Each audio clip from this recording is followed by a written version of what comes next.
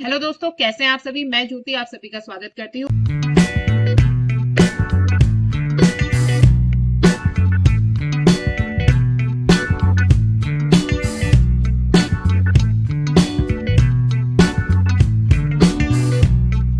तो आज का ये टॉपिक जिसमें हम पढ़ेंगे मॉडर्न पीरियड के बारे में। हम जानेंगे कि उत्तराखंड में किस प्रकार गोरखा शासन को समाप्त करके ब्रिटिशर्स का शासन स्थापित हुआ, और जब फ्रीडम स्ट्रगल हुआ तो उस समय उत्तराखंड के लोगों ने उसमें कैसे पार्टिसिपेट किया।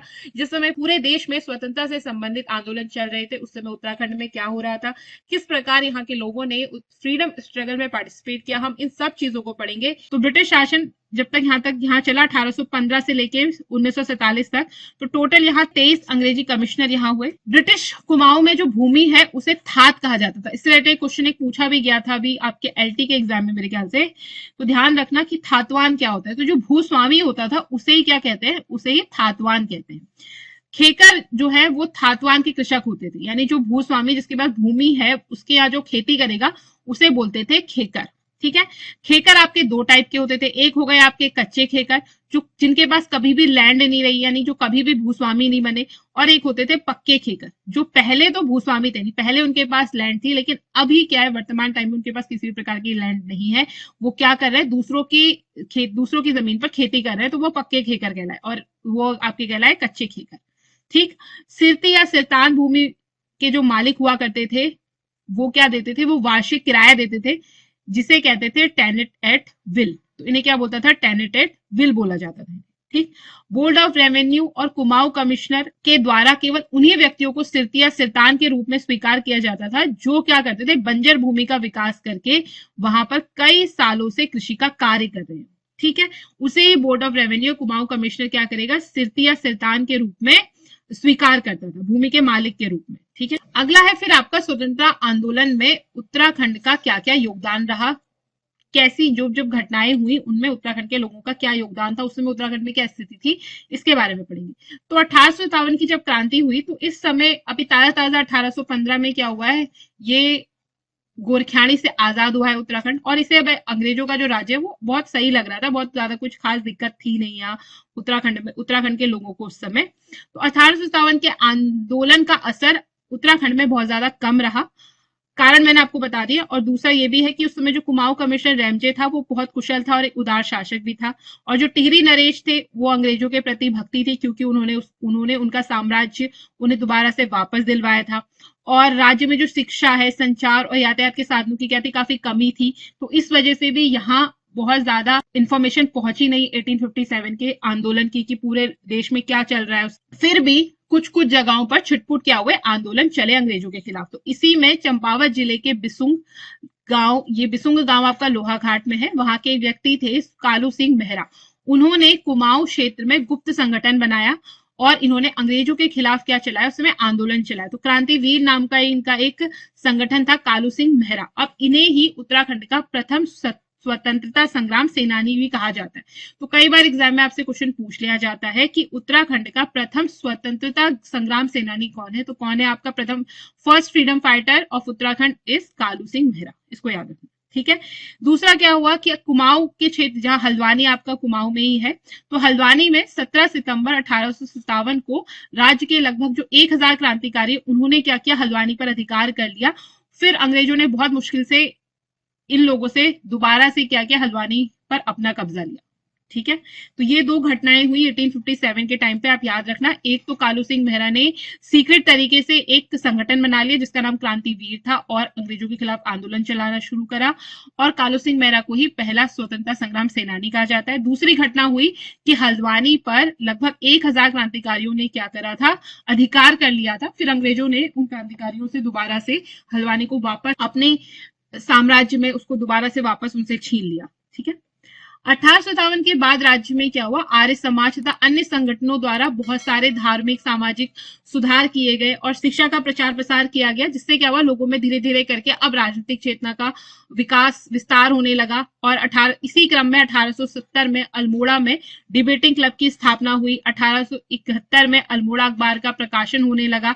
तो इससे क्या हुआ, धीरे धीरे करके जो कुमाऊं क्षेत्र है वहां पर आपका जो राजनीतिक चेतना है उसका विस्तार होने लगा। अब क्लब बन चुका है तो लोग बातें कर रहे हैं कि क्या चल रहा है पूरे देश में, और अखबार का प्रकाशन होने लगा तो लोग अखबार पढ़ रहे हैं कि भाई अब क्या चल रहा है पूरे देश में, कैसे अंग्रेज देश के विभिन्न हिस्सों में लोगों का शोषण कर रहे हैं, अपनी जुल्म ढा रहे हैं। तो इस प्रकार क्या हुआ, धीरे धीरे करके शिक्षा लोगों तक पहुंचने लगी, राजनीतिक चेतना लोगों तक पहुंचने लगी।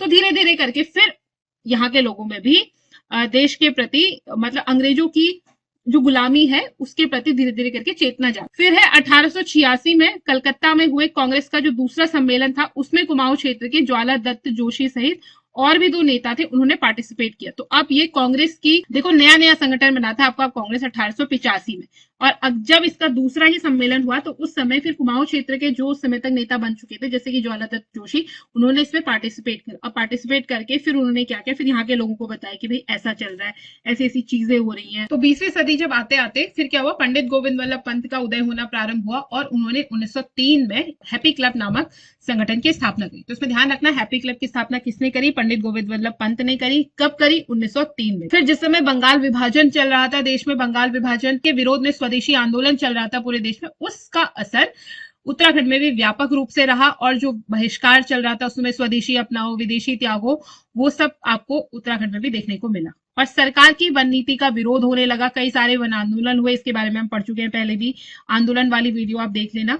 तो सरकार की वन नीति के विरोध में अल्मोड़ा, नैनीताल, गढ़वाल के जो जनपद हैं उनमें 1911 से लेकर 1917 के बीच बहुत सारे आंदोलन हुए, और जो नेता थे उन लोगों ने इस वन आंदोलन को भी स्वतंत्रता आंदोलन से जोड़कर इसे और ज्यादा बड़ा बना दिया। फिर इसी प्रकार राज्य में धीरे धीरे करके जो राजनीतिक चेतना है उसका प्रसार होने लगा, लोग और ज्यादा जागरूक होने लगे, और लोगों को और ज्यादा जागरूक करने के लिए गांव गांव तक राजनीतिक चेतना को पहुंचाने के लिए कुमाऊं क्षेत्र में 1912 ईस्वी में अल्मोड़ा कांग्रेस की स्थापना की गई। ठीक है, इसके बाद तिलक और बेसेंट ने जो होम रूल आंदोलन शुरू किया था, उसी आंदोलन को विक्टर मोहन जोशी, बद्रीनाथ पांडे, चिरंजी लाल, हेमचंद आदि ने मिलकर राज्य में भी होम रूल लीग आंदोलन चलाना शुरू कर दिया।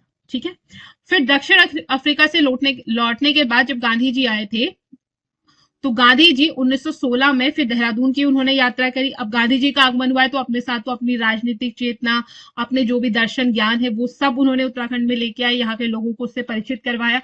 तो अब धीरे धीरे करके उत्तराखंड में भी राजनीतिक तरीके से लोग यहाँ के जागरूक होने लगे। फिर धीरे धीरे राज्य की जो सामाजिक, आर्थिक, राजनीतिक जो भी शैक्षणिक समस्याएं थी, लोग यहाँ बहुत ज्यादा पढ़े लिखे नहीं थे और समाज में बहुत ज्यादा भेदभाव जो भी हुआ करता था, उन सबको भी दूर करने का प्रयास किया गया। और ये प्रयास गोविंद वल्लभ पंत, हरगोविंद पंत, बद्रीदत्त पांडे, इन सभी नेताओं ने करा। जैसे कि कुली बेगार आपका आंदोलन हुआ, डोला पालकी आंदोलन हुआ, अछूतो द्वार आंदोलन हुआ, नायक समाज सुधार आंदोलन हुआ। तो ये सारी चीजें आपके क्या हुए, आंदोलन होने लगे। और इसी बीच 1916 में कुमाऊं परिषद का गठन किया गया। फिर इस कुमाऊं परिषद का विलय आगे चलकर 1926 में कांग्रेस में हो गया। फिर 1918 में बैरिस्टर मुकुंदी लाल और अनुसुईया प्रसाद बहुगुणा ने बहुत प्रयास करे और गढ़वाल कांग्रेस कमेटी का गठन करा, और गढ़वाल कांग्रेस कमेटी का इन दोनों ने गठन करा गढ़वाल साइड में। तो अभी तक तो हम देख रहे थे कि कुमाऊं में कैसे कैसे आपके संगठन हो रहे थे और राजनीतिक चेतना का प्रचार प्रसार हो रहा था, तो अब गढ़वाल में भी इसका असर देखने लगा। तो गढ़वाल के जो आपके बैरिस्टर मुकुंदी लाल है और अनुसुईया प्रसाद बहुगुणा है, इन्होंने गढ़वाल कांग्रेस कमेटी की स्थापना करी 1918 में। और इन्हीं दो नेताओं ने 1919 में जो अमृतसर में जो कांग्रेस का अधिवेशन हुआ था उसमें पार्टिसिपेट किया था। तो क्वेश्चन पूछे जाते हैं कि 1919 में अमृतसर में जो कांग्रेस का अधिवेशन हुआ उसमें किन नेताओं ने पार्टिसिपेट किया था, तो याद रखना किसने किया था, बैरिस्टर मुकुंदी लाल ने और अनुसुईया प्रसाद बहुगुणा ने। इसके साथ साथ 13 जून से लेकर 4 जुलाई 1929 तक गांधी जी जवाहरलाल नेहरू के साथ इन्होंने कुमाऊं क्षेत्र का दौरा किया, और ये कुमाऊं क्षेत्र के हल्द्वानी, भवाली, ताड़ीखेत, अल्मोड़ा, बागेश्वर और कौसानी कई जगहों पर गए, वहां कई सारी सभाएं करी, और इन्होंने इसके साथ साथ बागेश्वर में एक स्वराज भवन का शिलान्यास भी करा। ठीक है, फिर कौसानी में जब गांधी जी लगभग 12 दिनों तक रहे, और जितनी देर ये रहे इन्होंने अनाशक्ति योग नाम से गीता पर टीका लिखी। तो पूछा जाता है गीता पर इन्होंने टीका लिखी अनाशक्ति योग नाम से, और इसके साथ साथ ही यंग इंडिया और नवजीवन नामक जो पत्रिकाएं हैं उनके लिए बहुत सारे लेख भी लिखे। इन्होंने उस समय कौसानी में जब ये रहे तो उन्होंने कौसानी को भारत का स्विट्जरलैंड भी कहा। फिर उसके बाद 16 से 24 अक्टूबर 1929 तक गांधी जी ने फिर गढ़वाल क्षेत्र में बहुत सारी सभाएं करी।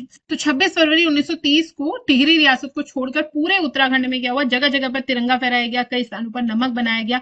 1930 में जो देश है उसमें हमारे सविनय अवज्ञा आंदोलन चल रहा था। गांधी जी ने दांडी यात्रा करके सविनय अवज्ञा आंदोलन की शुरुआत करी थी और लोगों से कहा था कि आप नमक कानून क्या करो, तोड़ दो। अब उत्तराखंड में नमक तो नहीं बनता है, तो उत्तराखंड के लोगों ने क्या किया कि जंगल पे जो उनके अधिकार ब्रिटिश गवर्नमेंट ने बंद कर दिए थे कि आप ये नहीं कर सकते, और विभिन्न प्रकार के लॉज बना दिए थे जंगलात को लेकर, तो उन्होंने उनका विरोध करा। उन्होंने कहा हम इसका विरोध करेंगे। तो उत्तराखंड की जनता ने बहुत बढ़ चढ़कर इसमें पार्टिसिपेट किया था, और पुरुषों ने ही नहीं, महिलाओं ने भी क्या किया था, इस आंदोलन में बहुत बढ़ चढ़कर पार्टिसिपेट करा।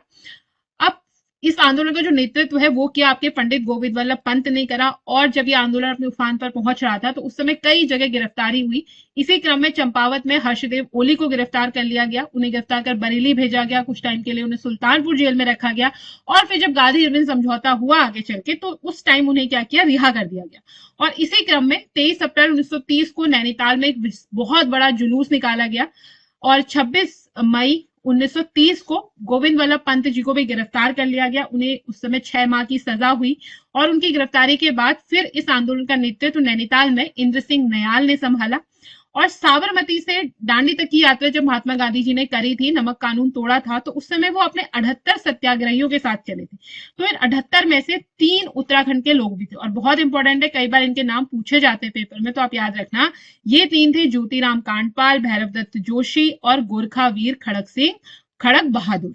ठीक है, इनको आप इन तीनों के नाम याद रखेंगे, इससे रिलेटेड क्वेश्चंस आपके एग्जाम में पहले भी पूछे गए। फिर क्या हुआ, ब्रिटिश गढ़वाल में जो पहला राजनीतिक सम्मेलन हुआ वो 1930 में दुगड्डा में। आजादी के तमाम आंदोलन क्या हुए, धीरे धीरे करके गढ़वाल के कोने कोने तक पहुंचे, और इसमें जो दुगड्डा ये जो जगह है इसकी महत्वपूर्ण भूमिका रही। दुगड्डा के आंदोलन में जो महत्वपूर्ण जो आपके स्वतंत्रता सेनानी थे वो थे आपके पंडित धनीराम मिश्र, और इनका एक होटल हुआ करता था, राष्ट्रीय होटल था इनका। तो उस होटल में ही सारी रूपरेखा उस आंदोलन की तैयार करी जाती थी।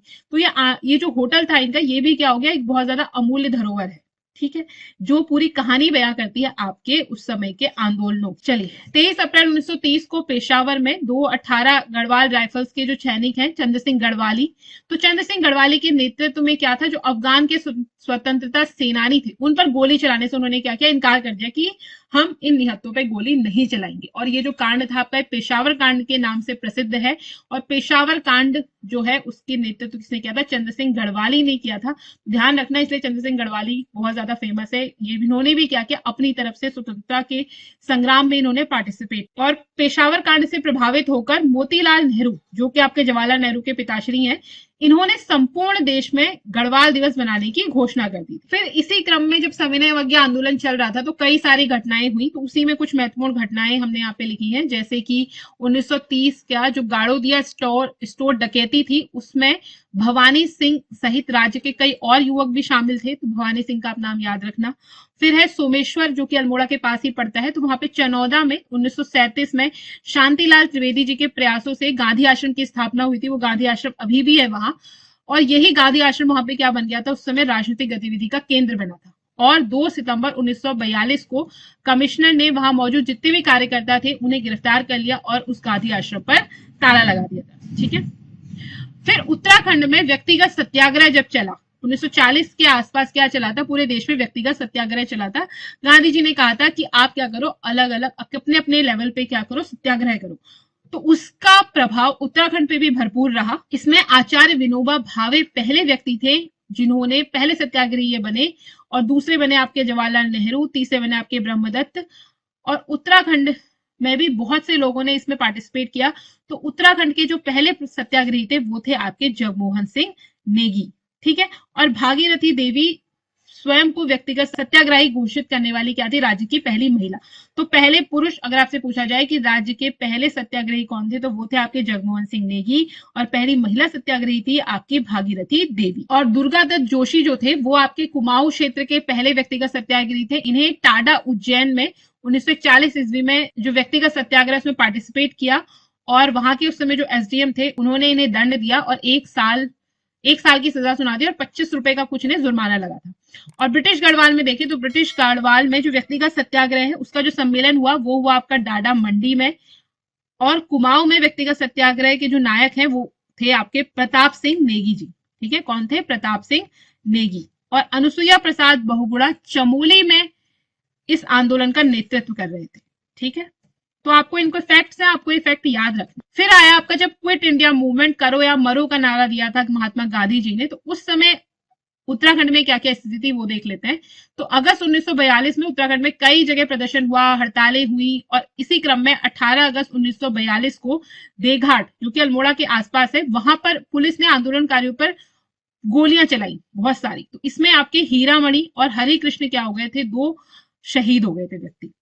इसके साथ साथ अल्मोड़ा के धामदेव सालम में 25 अगस्त और 1942 को सेना और जनता के बीच पत्थर और गोलियों का युद्ध हुआ। इसमें भी आपके 2 प्रमुख नेता टीका सिंह और नरसिंह धानक शहीद हुए। तो आपको नाम याद रखना है और कौन सी घटना में शहीद हुए ये भी ध्यान रखना है।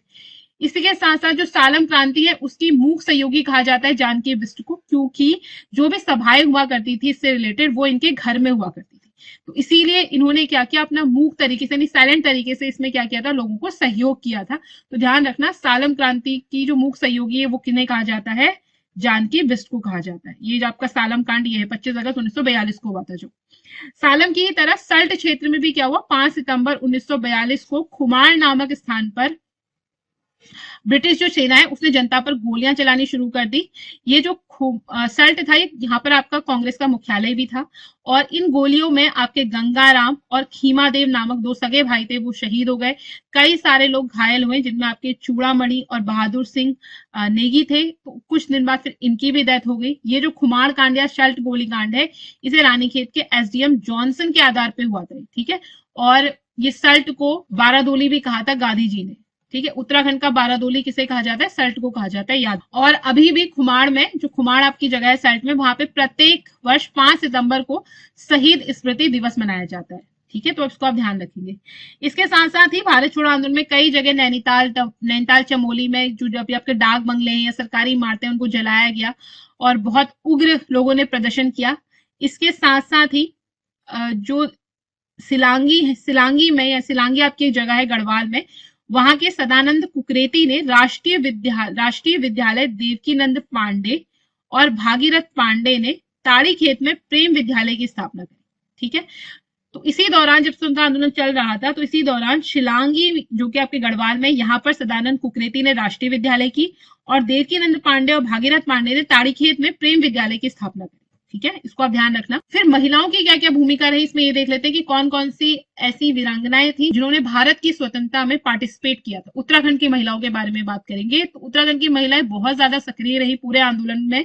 तो इस आंदोलन के दौरान आपकी कुंती वर्मा हो गई, पद्मा जोशी, कुंता देवी रावत, दुर्गावती पंत, भागीरथी देवी, तुलसी देवी, भिवेड़ी देवी, भक्ति देवी, भागुली देवी, कई सारी जो महिलाएं थी वो विशेष रूप से इस आंदोलन में सक्रिय थी। नमक सत्याग्रह के दौरान नैनीताल में विमला, जानकी, भागीरथी, शकुंतला, सावित्री और पद्मा जोशी जो थी बहुत ज्यादा सक्रिय रही है। इसमें ये घटना जो है आपकी ये ध्यान रखना कि नमक सत्याग्रह जब हो रहा था तो उस समय अल्मोड़ा की नगरपालिका भवन पर बिश्नी देवी साहा के नेतृत्व में कुंती वर्मा, जीवंती, मंगला और रेवती आदि जो महिलाएं, उन्होंने क्या किया था, नगरपालिका का जो भवन था उस समय का अल्मोड़ा का, वहां पे उन्होंने तिरंगा फहराया था। तो ध्यान रखना, बिश्नी देवी शाह का नाम इंपॉर्टेंट है, पूछा जाता है कि किसके नेतृत्व में महिलाओं ने नमक सत्याग्रह के दौरान अल्मोड़ा के नगरपालिका भवन में तिरंगा फहराया था। तो किसके नेतृत्व में? बिश्नी देवी शाह की लीडरशिप में। इसको आप याद रखेंगे। और इसी क्रम में महिलाओं का जो आंदोलन है उसको दबाने के लिए 19 फरवरी 1932 में राज्य की लगभग जो 8 महिलाएं हैं उन्हें लखनऊ जेल में भेज दिया गया था और कुंती वर्मा जो थी उन्हें जिंदा या मुर्दा पकड़ने के आदेश जारी कर दिए गए। भारत छोड़ो आंदोलन के दौरान मालती देवी के नेतृत्व में, उनकी लीडरशिप में देश सेवक संगठन से ये सारी महिलाएं जुड़ी हुई थी, जिनका नाम था विद्या देवी, कुंती देवी, सरस्वती, भागीरथी। तो इन सभी महिलाओं ने क्या करा, जो रेल संपत्ति उसको बहुत ज्यादा क्षति पहुंचाई और इसके लिए इनको 15-15 वर्ष की सजा सुनाई गई। और इसी के साथ 1941 में गांधी जी की विदेशी शिष्या थी जिनका नाम था सरला बहन। ये रहने वाली वैसे बेसिकली इंग्लैंड की थी और इनका जो मूल नाम था वो था कैथरीन हेलिमन। पूछ लिया जाता है कई बार इनका नाम, मूल नाम क्या था, तो सरला बहन का मूल नाम था कैथरीन हेलिमन। सरला बहन तो उनको महात्मा गांधी जी ने नाम दिया था। ठीक है। तो इन्हें अल्मोड़ा भेजा गया। इन्होंने कौसानी में लक्ष्मी आश्रम की स्थापना करी। तो ध्यान रखना, कौसानी में लक्ष्मी आश्रम की स्थापना किसने करी? कैथरीन हेलीमन ने करी या सरला बहन ने करी, एक ही बात है। तो इन्होंने इस आश्रम की मदद से लोगों को कताई बुनाई सिखाई और उसके साथ साथ, कताई बुनाई सिखाने के साथ साथ ही महिलाओं को स्वतंत्रता आंदोलन के लिए भी तैयार किया, उन्हें जागरूक। फिर भारत छोड़ो आंदोलन के दौरान जो सरला बहन है, उन्हें प्रशासन द्वारा अल्मोड़ा की सर्वाधिक खतरनाक व्यक्ति की संज्ञा भी दे दी गई।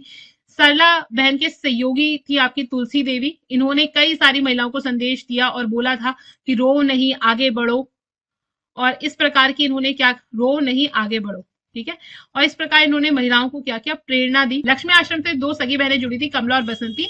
इन्होंने भी बहुत ज्यादा आंदोलन के प्रचार प्रसार में अपनी भूमिका निभाई।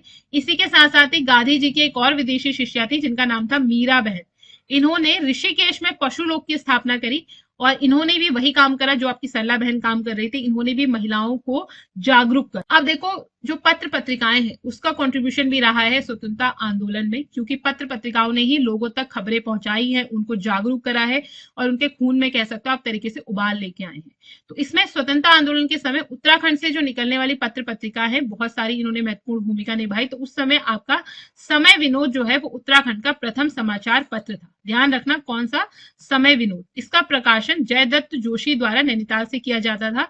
1868 से 78 के मध्य क्या हुआ, इसका प्रकाशन हुआ है आपका। फिर अल्मोड़ा का जो डिबेटिंग क्लब बुद्धि वल्लभ पंत ने उसमें 1871 से अल्मोड़ा अखबार का साप्ताहिक प्रकाशन शुरू करा।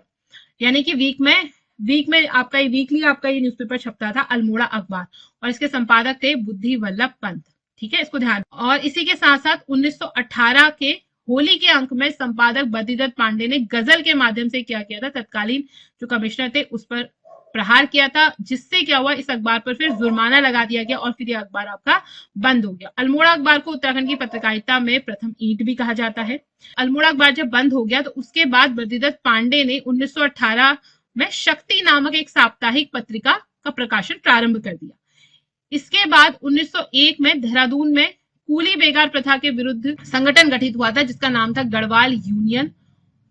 उसने 1905 में देहरादून से पंडित गिरजादत्त नेथानी के संपादकत्व में, यानी कि पंडित गिरजादत्त नेथानी क्या थे, संपादक बने उसके गढ़वाली नामक अखबार के। तो एक अखबार का प्रकाशन हुआ जिसका नाम था गढ़वाली, और इस अखबार के जो संपादक थे वो थे आपके पंडित गिरिजादत्त नेथानी, और ये संपादन शुरू हुआ 1905। बहुत बार बंद करने का प्रयास करा टिहरी रियासत ने, लेकिन ये कभी भी बंद नहीं हुआ। एक और पत्रिका आती थी आपकी जिसका नाम था स्वाधीन प्रजा। इसके जो संपादक थे वो थे आपके मोहन जोशी।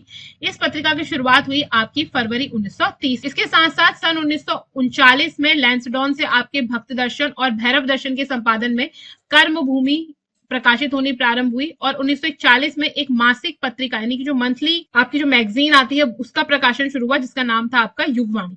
तो इन सभी पत्र पत्रिकाओं ने मिलकर क्या करा, आंदोलन को बढ़ाने का प्रयास, बढ़ाने में बहुत महत्वपूर्ण भूमिकाएं निभाई। तो आप याद रखना किसका प्रकाशन, किस पत्रिका का प्रकाशन किसने करा, उसके संपादक कौन थे।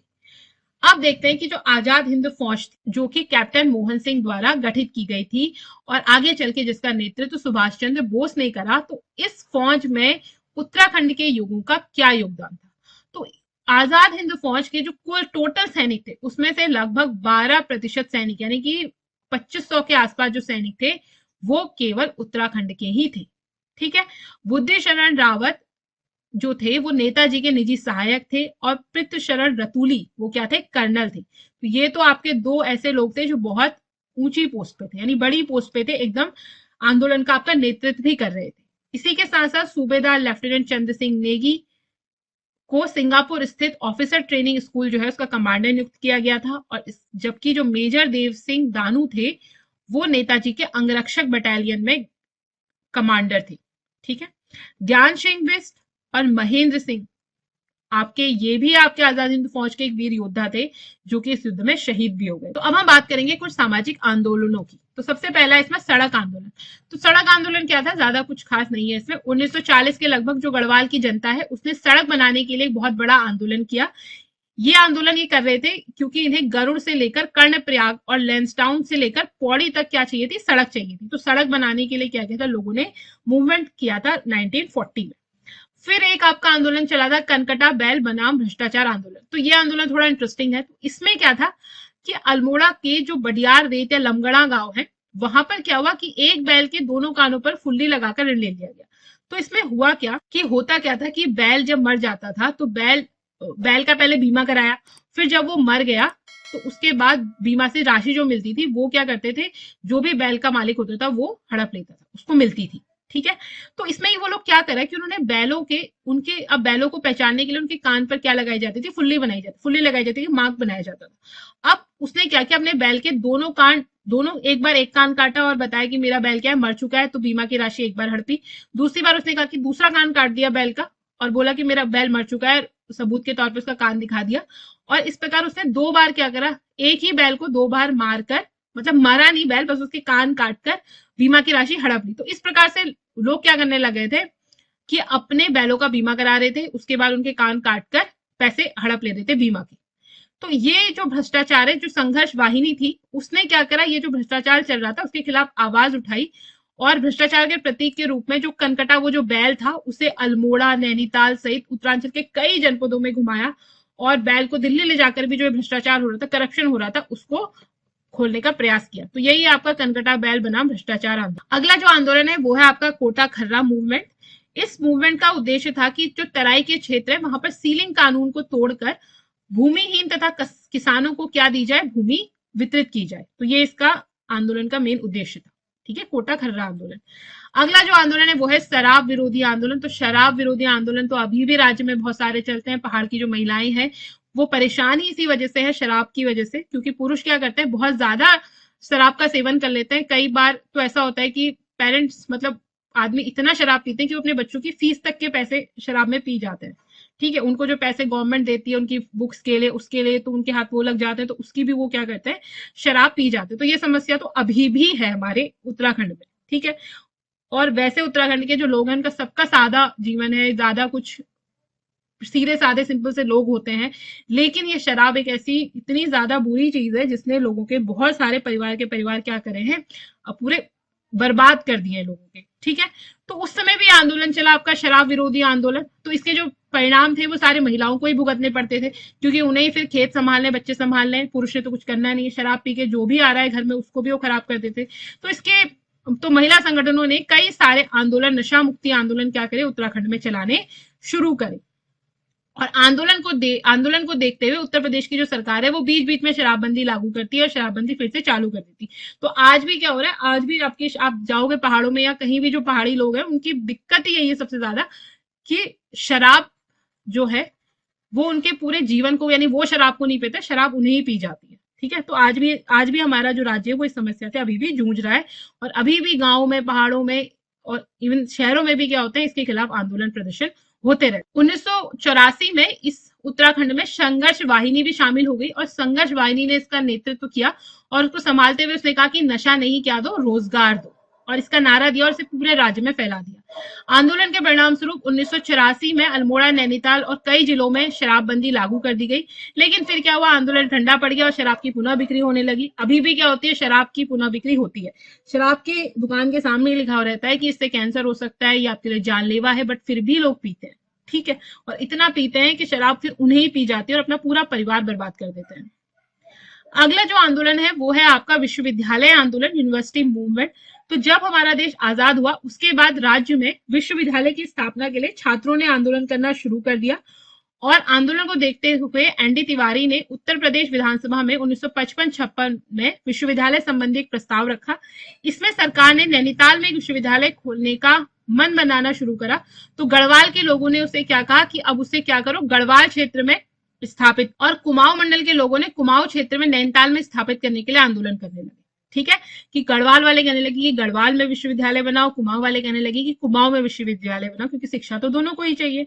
तो बाद में जो एनडी तिवारी है उन्होंने क्या करा, उन्होंने दोनों क्षेत्रों में, कुमाऊं में भी और गढ़वाल में भी विश्वविद्यालय खोलने का प्रस्ताव रखा और इस प्रस्ताव को सरकार ने मान लिया और इसी के साथ 1973 में कुमाऊं विश्वविद्यालय की स्थापना हुई, जहां से बहुत सारे कुमाऊं के लोगों को डिग्री मिली होगी। सारे कुमाऊं के जो बच्चे लगभग उन्होंने अगर बीए एमए ग्रेजुएशन की डिग्री ली है तो कुमाऊं विश्वविद्यालय से मिली होगी, जो कि नैनीताल में करी गई स्थापना, और गढ़वाल विश्वविद्यालय की स्थापना करी गई आपकी श्रीनगर। इसके बाद एक और आपका समाज सुधार आंदोलन चला था, नायक समाज सुधार आंदोलन। तो नायक आपकी, मैंने नायक जाति की बात करी थी कि जब आपके जो चंद वंश के राजा थे, उस समय चंद वंश के टाइम पे जो आपका युद्ध हुआ था, तो उसमें 12 साल तक युद्ध हुआ था वो युद्ध। तो उसमें जो चंद सैनिक थे वो बहुत एक लंबे समय तक बॉर्डर में रहे, तो उनके जो संबंध बने, अवैध संबंध बने नेपाल की महिलाओं के साथ, उससे जो संतानें पैदा हुई उनको समाज ने एक्सेप्ट नहीं करा। ठीक है, अब समाज ने उन्हें एक्सेप्ट नहीं करा तो उनकी एक अलग जाति बन गई और वो कहलाए नायक जाति। तो इस जाति की सबसे बेकार परंपरा ये रही, जो कलंक है एक समाज पर ही, कि समाज में कन्याओं का विवाह नहीं किया जाता था। तो कन्याओं का विवाह नहीं किया जाता था, उन्हें वैश्यावृत्ति करने के लिए मजबूर किया जाता था। अब ये उस समाज की भी मजबूरी रही होगी, क्योंकि देखो उच्च जो नायक जाति उसको लोगों ने एक्सेप्ट नहीं करा। उसने कहा कि नहीं भाई, तुम तो अवैध संतानें हो। अब उनको एक्सेप्ट नहीं करा तो उनकी शादियों में दिक्कत, उन्हें रोजगार भी नहीं मिला होगा ऑब्वियसली। तो उनके पास एक ही फिर ये जरिया मुझे लगता है ऐसा बचा होगा, क्योंकि तभी ऐसा हुआ होगा क्योंकि कोई भी पेरेंट्स खुद से तो अपनी कन्या को इस प्रकार के दलदल में नहीं धकेलेगी। तो फिर धीरे धीरे करके ये एक परंपरा बन गई होगी। तो अब ये क्या हुआ, उनकी इकोनॉमी का एक बहुत बड़ा हिस्सा बन गई। और ये जो आपका इस समाज की जो ये परंपरा थी, ये उत्तराखंड के लिए एक बहुत कलंक बन गई उसके माथे में, कि लोग, परिवार क्या कर रहे हैं, खुद ही अपनी बच्ची को इस दलदल में धकेल रहा है, वैश्यावृत्ति के दलदल में। तो इसके खिलाफ कई सारे फिर आंदोलन हुए, नायक समाज सुधार आंदोलन हुए। नायक जो जातियां थी वो उत्तराखंड के बहुत सारे हिस्सों में निवास किया करती थी, जैसे कि नैनीताल, अल्मोड़ा, गढ़वाल के जिले में जैसे रामगढ़, कटारमल, नैनी, सिंचौड़, गंगोल, बल्दिया, कालीकाट, लंगूट, उदयपुर, तल्ला, इन सभी में क्या थी, नायक जातियां निवास किया करती थी। इस समाज के उत्थान के लिए जो सबसे पहला कदम उठाया वो उठाया दयानंद सरस्वती ने। दयानंद सरस्वती आपके आर्य समाज के फाउंडर थे। आर्य समाज द्वारा इनके उत्थान के लिए पहला कदम उठाया गया कि इनको और रोजगार दिया जाए जिससे ये वैश्यावृत्ति छोड़ दे। इसके बाद कुमाऊं परिषद, प्रयाग सेवा समिति, सर्वेंट ऑफ इंडिया सोसाइटी ने भी नायक समाज सुधार आंदोलन में महत्वपूर्ण भूमिका निभाई और सामाजिक और सरकारी जो तंत्र है उसकी मदद से समाज की इस कुप्रथा को क्या किया, एट लास्ट दूर कर दिया गया। नायक जाति की उत्पत्ति के संबंध में कई सारे मत हैं। एक तो मैंने आपको बताया है कि भारतीय चंद के समय जब नेपाल और चंद वंश के बीच में युद्ध चला था, तो उस समय बहुत साल तक, लगभग 12 वर्षों तक चंद सैनिकों को वहां पे रहना पड़ा था, जिस कारण इन जातियों की उत्पत्ति हुई थी। और खश परिवार विधि के लेखक लक्ष्मीदत्त जोशी का मानना है कि जो नायक थे वो क्या थे, खश थे। ठीक है, यानी वो खश जनजाति से संबंध। और युद्ध के दौरान ऐसा नहीं कि पहली बार ऐसा हुआ, युद्ध के दौरान ऐसी बहुत सी कई बार ऐसी घटनाएं होती। जब आपका चीन और जापान युद्ध हुआ था तो वहां भी जापानी सैनिकों द्वारा चीनी महिलाओं से अवैध संबंध बनाए गए थे।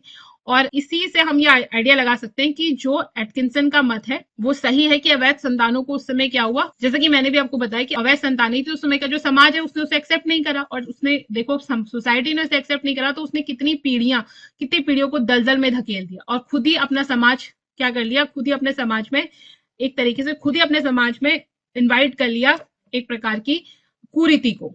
ठीक है, और कुछ लोगों का जीवन नरक बना दिया बस इसलिए क्योंकि समाज ने उन्हें एक्सेप्ट नहीं करा। अगर समाज उस समय उन्हें एक्सेप्ट कर लेता तो न ही आपकी ये जो प्रथा है ये आती, और न ही हमारे उत्तराखंड में ये उस समय कलंक बनता, और न ही इतनी सारी लड़कियों का, इतने सारे लोगों का जीवन खराब होता। तो समाज ऐसा करता रहता है। और इसमें आपकी एक किताब है जो बद्रीदत्त पांडे की कुमाऊं का इतिहास, उसके अनुसार रामगढ़ के नायक को चंद राजाओं के समय अपनी देवदासियों से उत्पन्न संतानें भी मानते हैं। ठीक है, कि चंद राजाओं के समय जो देवदासियां हुआ करती थी, उनसे जो उत्पन्न संतानें हैं वो क्या थी, वो शायद ये नायक समाज थी। तो कई सारे अलग अलग, इसमें आपके अलग अलग इतिहासकारों का मानना अलग अलग है, तो आप उन सबको यह ध्यान रखिएगा। और बस आप मेन ये ध्यान रखिएगा कि नायक समाज सुधार आंदोलन क्या। ठीक, और इसी क्रम में नायक समाज में सुधार करने के लिए इसी क्रम में एक नायक सुधार समिति की स्थापना हुई 1919 में। ठीक है, और इस आंदोलन में कुमाऊं परिषद, प्रयाग सेवा समिति, सर्वेंट ऑफ इंडिया सोसाइटी ने बहुत महत्वपूर्ण भूमिका निभाई और आर्य समाज ने इसका सबसे पहले इस कुप्रथा को समाप्त करने का प्रयास किया था। और इन संस्थाओं से कई सारे व्यक्ति भी जुड़े थे, जैसे कि हृदयनाथ कुंजरूप, गोविंद वल्लभ पंत, बद्रीदत्त पांडे, चतुर सिंह, दीवान सिंह, किशन सिंह, जंग बहादुर, इंद्र सिंह। तो इन सभी लोगों ने समाज के उत्थान के लिए बहुत सारे कार्य। इसके अलावा जो आपका अल्मोड़ा अखबार है और शक्ति जो अखबार था, उसने भी क्या करा, इस आंदोलन में महत्वपूर्ण भूमिका निभाई। नायकों के गांव में जाकर उनके लिए स्कूल खोले गए, नायक बालिकाएं थी उनको शिक्षा के लिए प्रेरित किया गया ताकि वो शिक्षा प्राप्त करके कुछ और रोजगार प्राप्त कर सके और अपने जीवन को बेहतर बना सके और इस जीवन को जिए, न कि केवल गलती से, उनकी कोई गलती भी नहीं, उस सोसाइटी में उसको पैदा हो गए तो उनकी गलती यही है, और इसी वजह से वो वैश्यावृत्ति में ना जाकर पढ़ लिख कर क्या करे, अपने जीवन को संवार सके। तो अंत में हर अपने जीवन को संवारने का आपके पास एक ही टूल है, वो है शिक्षा। अगर आप किसी का जीवन सुधारना चाहते हो तो उसे शिक्षित कर दो। उसे अगर शिक्षा दे दोगे तो वो अपने जीवन को खुद भी, अपने जीवन को भी सुधारेगा, उसके संपर्क में जो जो व्यक्ति आएंगे उनका जीवन भी सुधरे। तो इसी के साथ एक कानून बना आपका नायक बालिका रक्षा कानून। नायक जाति की कुप्रथा को रोकने के लिए राय बहादुर डॉक्टर मशाल सिंह द्वारा प्रांतीय काउंसिल में एक प्रस्ताव पेश किया गया और एक कानून बनाने की मांग की गई। और इस प्रस्ताव को संज्ञान में लेते हुए जो उस समय की ब्रिटिश गवर्नमेंट थी, उसने नवंबर 1924 में एक समिति का गठन किया। इस समिति के सदस्य थे आपके मशाल सिंह, गोविंद वल्लभ पंत, मुकुंदी लाल, ब्रजनंदन, चामू सिंह, चतुर सिंह, जंग बहादुर सिंह। और 1929 में ये नायक बालिका रक्षा कानून क्या हुआ, पारित हो गया। इस कानून के अनुसार 18 वर्ष से जो छोटी कन्याएं हैं उनसे वैश्यावृत्ति करवाना बंद करवा, ठीक है। इस कानून से वैश्यावृत्ति का अंत तो नहीं हुआ, लेकिन कुछ समय के लिए जो छोटी कन्याएं हैं उनको थोड़ी राहत मिल गई। लेकिन फिर क्या हुआ, धीरे धीरे धीरे करके बहुत सारे सामाजिक प्रयास हुए जिनकी चर्चा अभी हमने आगे करी है। तो उसके बाद बहुत एक लंबे समय के बाद वैश्यावृत्ति का अंत हुआ और उन्हें भी फिर मुख्य धारा में जोड़ लिया। तो आशा करती हूँ आज का लेक्चर आपको अच्छा लगा होगा। अगर आपकी कोई भी क्वेरीज है तो आप मुझसे पूछ सकते हैं। Thanks for watching and keep learning.